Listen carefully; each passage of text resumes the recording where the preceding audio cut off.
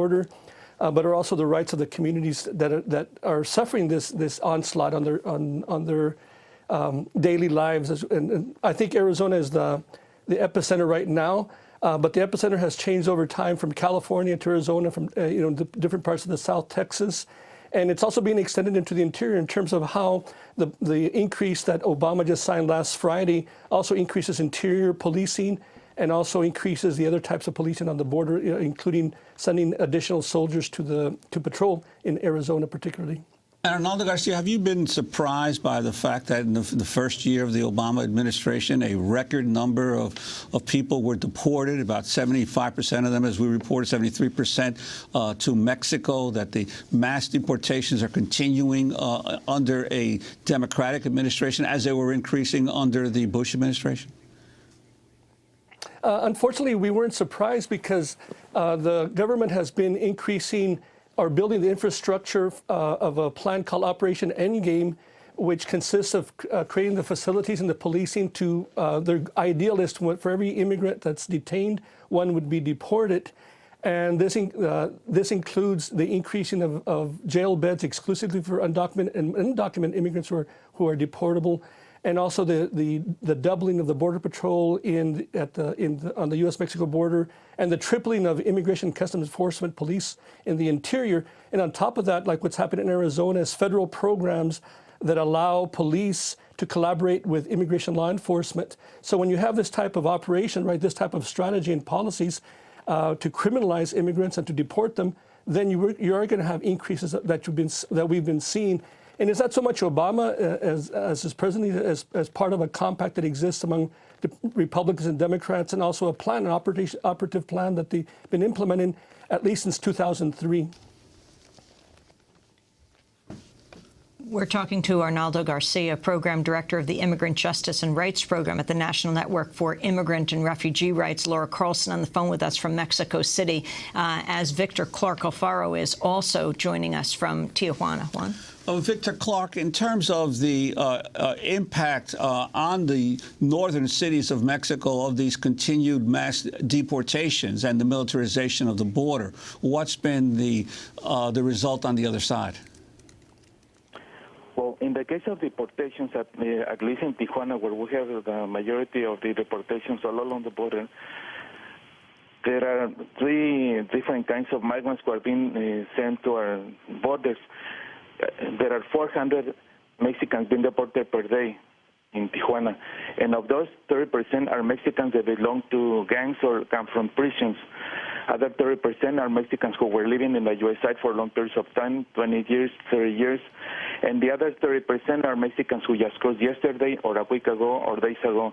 But in the case of the first group, the ones who come from prisons and they belong to gangs, they don't have, when they are deported to our borders, nobody's going to hire them. They don't have any opportunity to work because the way they look, the way they speak.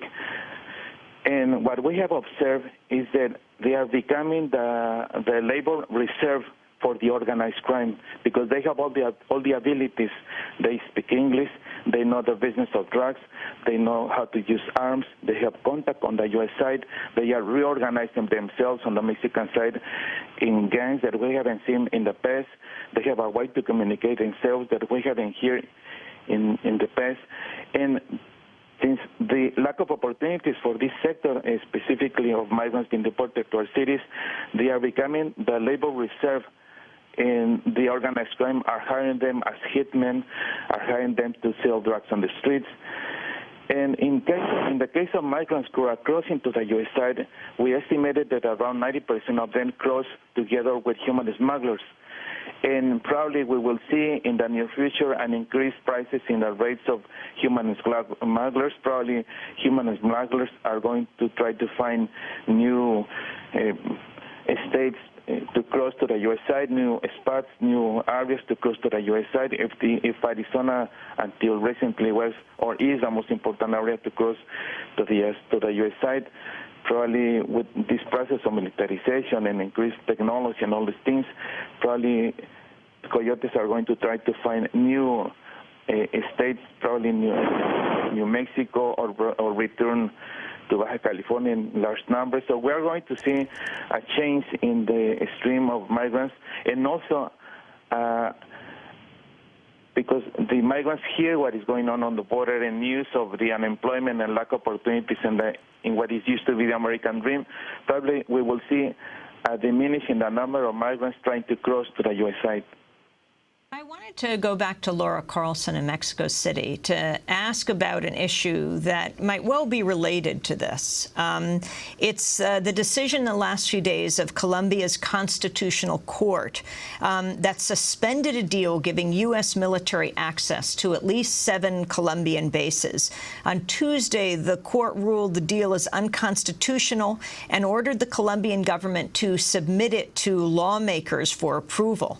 In addition to opening the bases to the U.S. military, Colombia also agreed to allow up to 800 U.S. troops and 600 military contractors and granting them diplomatic immunity, the deal coming under wide criticism in Latin America from countries like Brazil and Bolivia, Ecuador and Venezuela, as well as several human rights groups. Explain what's happened here. Yeah, I think that this is definitely related. Go ahead.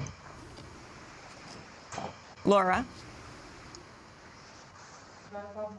Laura, we just heard you and now we can't.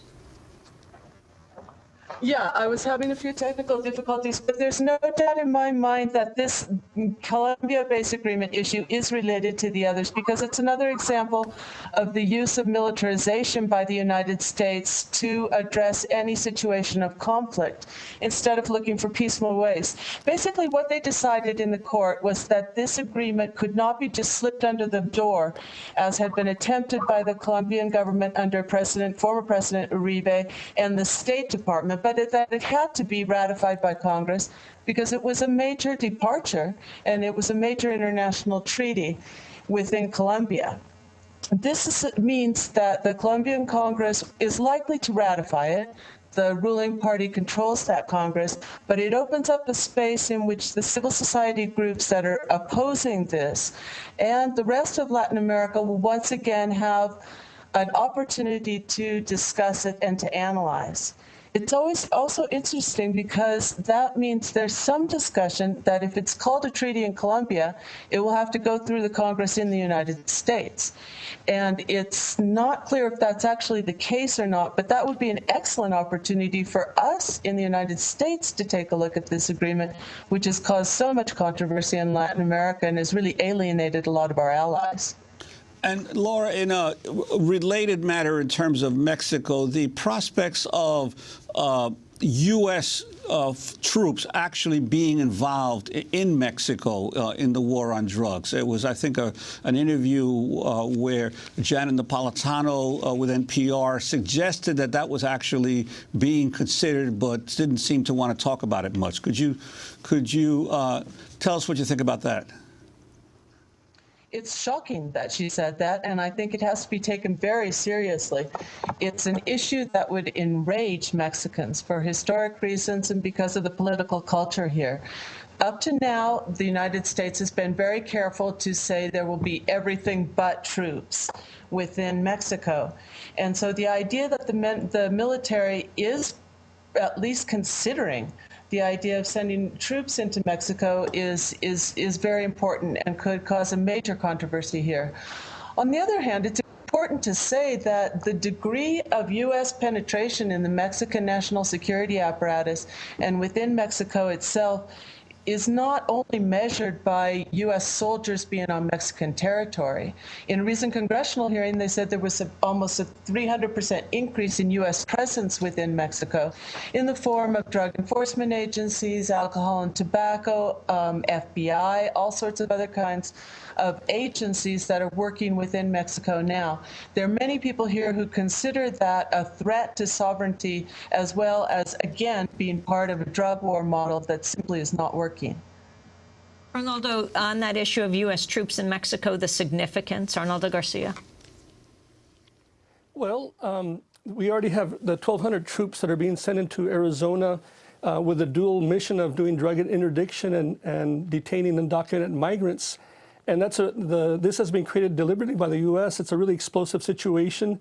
And from our perspective, right, they have to be delinked in order to defuse the crisis happening in Arizona, and also the rights crisis that we're having within the immigrant communities across the United States, where the police, ICE, and other police agencies are using the issues of drug trafficking and human smuggling and so forth in order to crack down on our communities. And they have to be delinked, right, because otherwise we're heading towards a really bad situation in a deepening of the crisis that's happening on the border as we speak.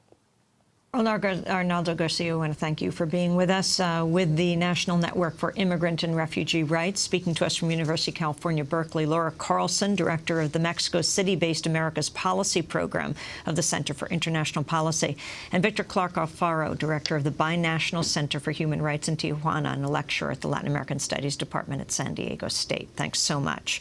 This is